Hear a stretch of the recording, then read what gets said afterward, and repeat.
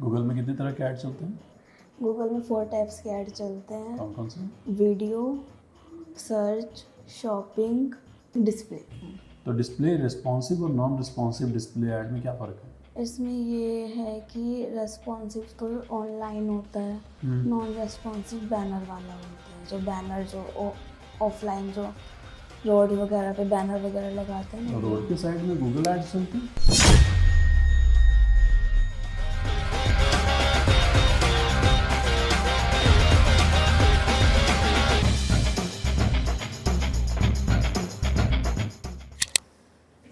Hello Ananya. Hello sir, Ananya, tell us about yourself. my name is Ananya Jain.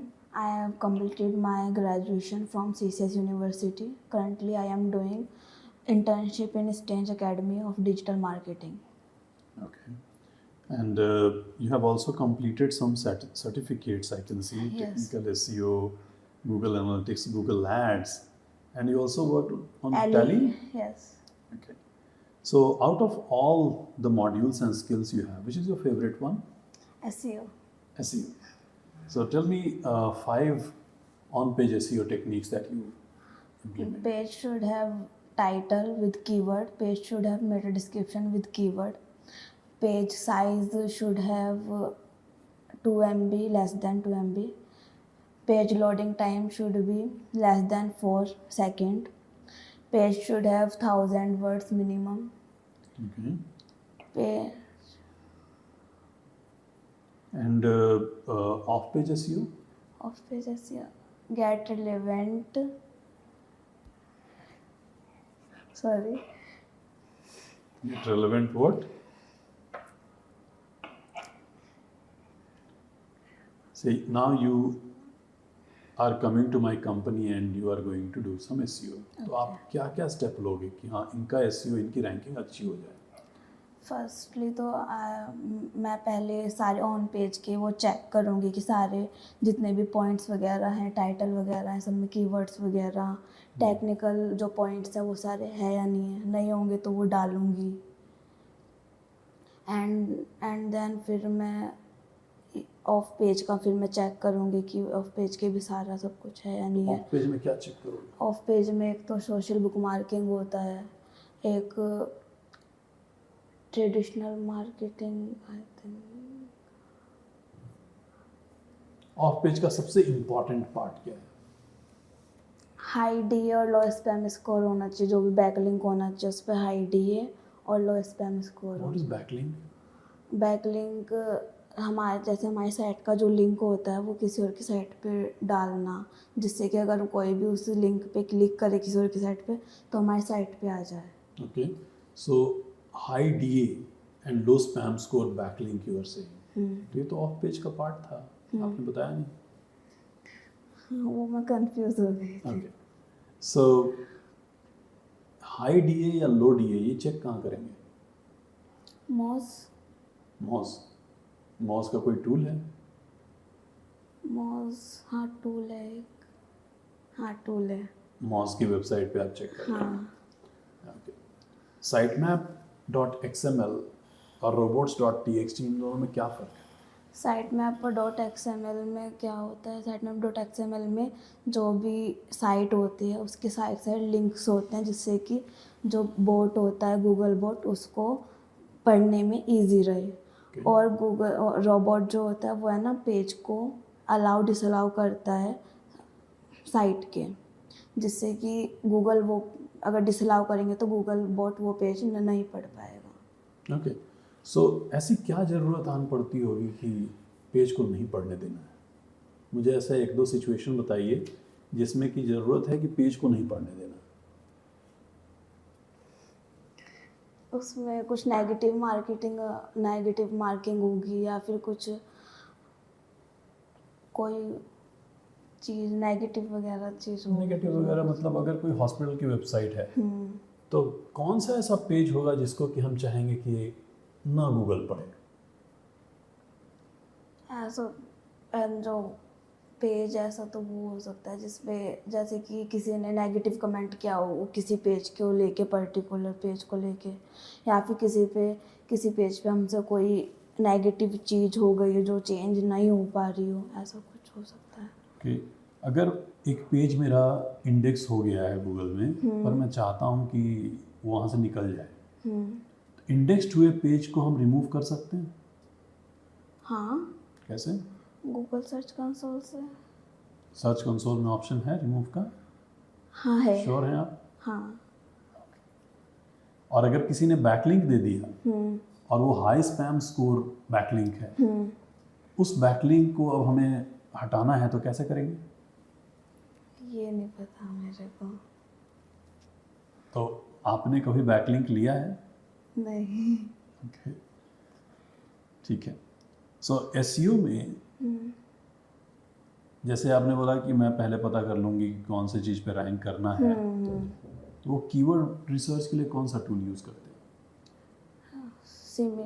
Similar web है, Semrush है। Similar web से keyword research होता है? Similar web तो traffic analytics दिखाने के लिए होता है। ओके सॉरी, नहीं तो यूबर सजेस्ट भी है जिससे हम कीवर्ड वगैरह चेक करते हैं, और भी हैं काफ़ी। ओके, तो आपने पर्सनली कौन सा यूज़ किया हुआ है? मैंने सैमरश किया हुआ है, सेमरश किया हुआ है। यूबर सजेस्ट भी किया हुआ है। सेमरश में एक ऑप्शन आता है कीवर्ड गैप। अच्छा, मेरे को नहीं एनी मालूम। आइडिया? Okay, right. एसईओ के अलावा और कौन से टॉपिक हैं जो आपको पसंद है? Google ad. Google add. Google में कितने तरह के ऐड चलते हैं? गूगल में 4 टाइप्स के ऐड चलते हैं। कौन कौन से? Video, search, shopping, video, search, shopping, display. Display. तो डिस्प्ले रिस्पॉन्सिव और नॉन रिस्पॉन्सिव डिस्प्ले ऐड में क्या फ़र्क है? रेस्पॉन्सिव और नॉन रेस्पॉन्सिव, इसमें ये है कि रेस्पॉन्सिव तो ऑनलाइन होता है, नॉन रेस्पॉन्सिव बैनर वाला होता है। जो बैनर जो ऑफलाइन जो रोड वगैरह पे बैनर वगैरह लगाते हैं ना, रोड के साइड में गूगल एड्स चलते हैं? नहीं रोड के साइड तो गूगल एड्स नहीं नहीं चलते। चलते। तो फिर ये क्या है रिस्पॉन्सिव नॉन रिस्पॉन्सिव? तो रेस्पॉन्सिव पे हम जो ऐड होता है हमारा, उस पे हम वीडियो ऐड भी चला सकते हैं। और तो फिर नॉन सेपरेट वीडियो ऐड की क्यों जरूरत है? ओके, सर्च ऐड पे आ जाते हैं हम लोग। सर्च ऐड, सर्च ऐड के अंदर हमें कीवर्ड का ऑप्शन है। कीवर्ड को कितने तरीके से वहाँ पे लिखा जा सकता है? What are the types of keywords? 3 types, क्या है? Broad match, phrase match, exact match, and 1 more है नेगेटिव मैच।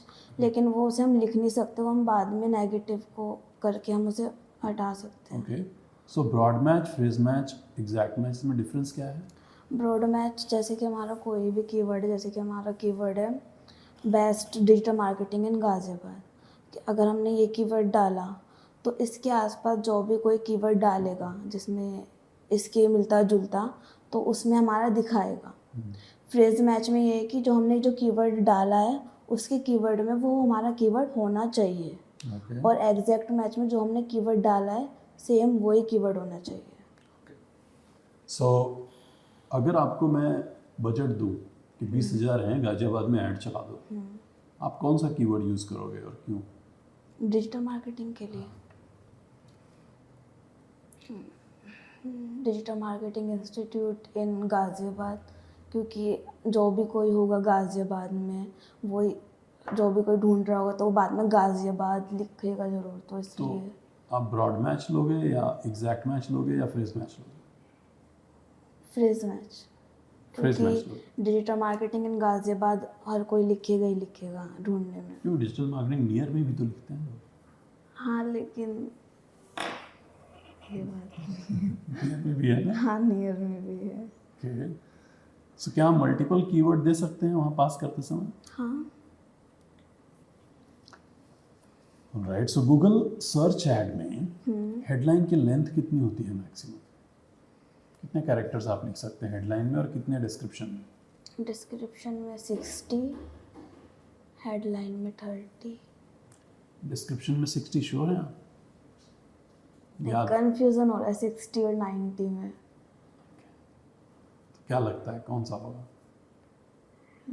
डिस्क्रिप्शन बड़ा होता है तो 90 हो सकता है। Okay okay. सो गूगल ऐड के अंदर जो डिस्प्ले ऐड है उसमें टारगेटिंग कैसे कैसे होती है? सर्च ऐड में तो ठीक है, कीवर्ड के ऊपर हो रही है। डिस्प्ले ऐड की टारगेटिंग क्या है?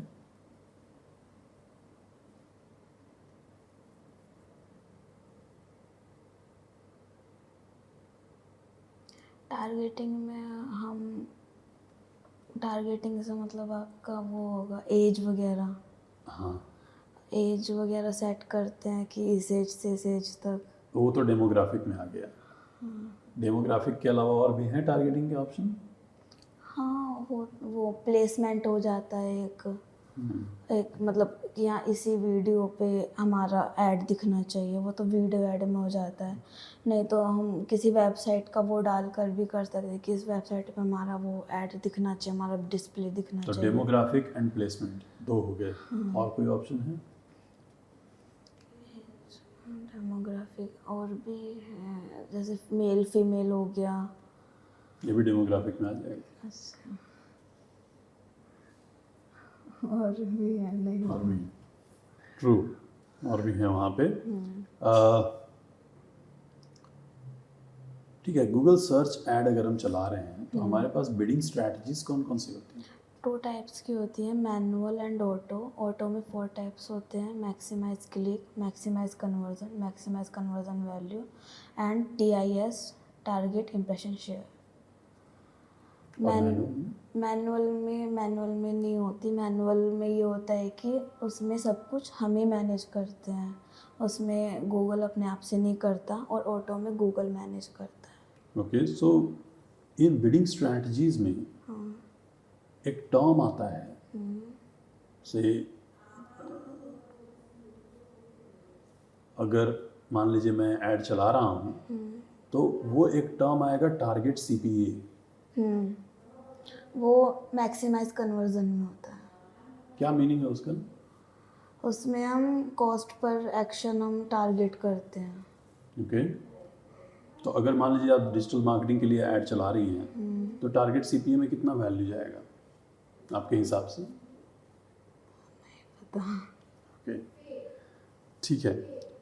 रीडिंग और राइटिंग इंटरेस्ट लिखा है आपने। हाँ, कौन सी बुक आप पढ़ रही हैं अभी? आप रिसेंटली पढ़ा अभी है? तो रिसेंट तो मैं नहीं पढ़ रही, लेकिन मैंने हैरी पॉटर की बुक मैंने रीड की है, और मैंने स्कूल्स की बुक्स वगैरह जो होती हैं लिटरेचर, और जो नॉवेल्स वगैरह होती हैं, जैसे गुलिवर ट्रैवल है, एक घोस्ट करके कोई है, वे सारी मैंने की हैं।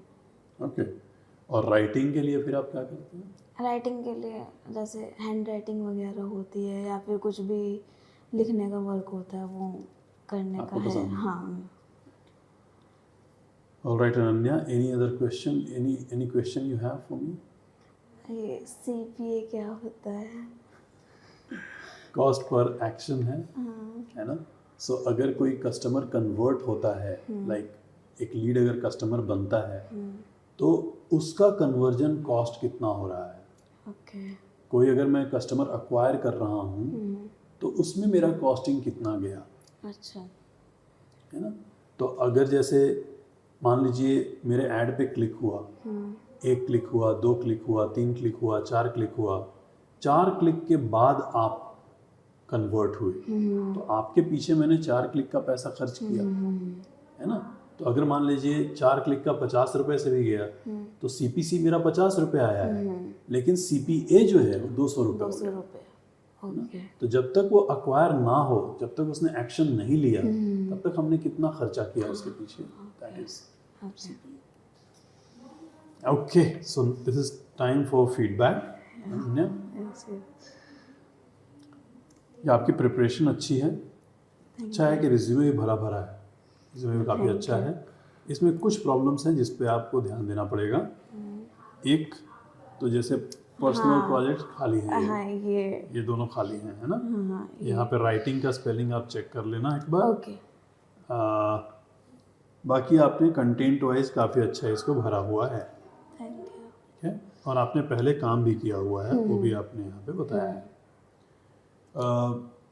कंटेंट वाइज और प्रैक्टिकल एक्सपोजर वाइज थोड़ा काम करने की ज़रूरत है। Okay. Practical exposure in the sense, ऐसे हमने इस टूल को सच में यूज़ किया, कितना देर तक यूज़ किया, यूज़ कर रहे हैं अपनी साइट में। आपने अपनी खुद की साइट बना ली? नहीं, अभी मेरा वेबसाइट वाला पोर्शन नहीं हुआ। वेबसाइट बचा हुआ है। हाँ। अच्छा, इसी के लिए वो इम्प्लीमेंटेशन और प्लगइन्स वगैरह थोड़े बचे हुए हैं। लेकिन जब हम एसईओ की बात कर रहे थे तो ऑफ पेज एसईओ में आप ब्लैंक थी, यस। है ना? जबकि आपको पता था कि वो चीज़ें क्या होती हैं। तो वो जो रिकॉल करने का टाइम है ना, वो थोड़ा बढ़ाना पड़ेगा। उसके लिए उनको रिवाइज करना, और पढ़ के रिवाइज नहीं करना, करके देखना। ओके। तो अगर मुझे बैकलिंक सीखा है मैंने, तो मैं बैकलिंक लेके दिखाऊंगी। सीखा होगा हमने तो कुछ। अगर मैं सेमरश तक गई हूँ तो सेमरश को सिर्फ बेसिक ऑप्शंस नहीं देखूंगी, मैं देखूंगी ये क्या है, ये क्या है, ये क्या है। तो वो एंगल से जब हम चलना शुरू करेंगे ना, और बेटर होगा। तो थोड़ा सा प्रैक्टिकल टाइम बढ़ाने की ज़रूरत है, और थोड़ा सा डीप में जाने की ज़रूरत है। हर टॉपिक में थोड़ा और डीप। ओके। ऐसा नहीं लगना चाहिए कि हम पढ़ के आ गए हैं, वो प्रैक्टिकली थोड़ा डीप भी गए तो भी कंफर्टेबल रहे, ओके। है ना। जैसे एक आंसर आपका बड़ा अच्छा था। मैंने जब पूछा था कि कैसे हम किसी इंडेक्स्ड पेज को रिमूव करेंगे, एंड यू आर श्योर कि सर्च कंसोल में ऑप्शन है, वो श्योर, वो कॉन्फिडेंस चाहिए आंसर, ओके। है ना। वो जो चीज़ है वो आपने कैसे किया वो आपको पता है, लेकिन वही कॉन्फिडेंस अपने को हर आंसर में चाहिए। ओके। ठीक है। सो लगे रहिए, मेहनत करिए अच्छे से। और जब आपने इंटरेस्ट में लिखा ना रीडिंग, तो आपसे कोई पूछ सकता है कि 2 ऑथर के नाम बताओ जिसके आप पढ़ रहे हो। बिकॉज ये जो इंटरेस्ट आप लिखते हो ना, ये हमें बताता है कि आप सच में कितने इंटरेस्टेड हो या फिर लिख चुके हो सिर्फ, नहीं। है ना। सो वो आपको थोड़ा ध्यान में रखना पड़ेगा। बाकी बढ़िया है, बाकी अच्छा है, रिज्यूमे बहुत अच्छा है ना। बाकी लोगों को भी रिज्यूमे अपना दिखाना। ओके।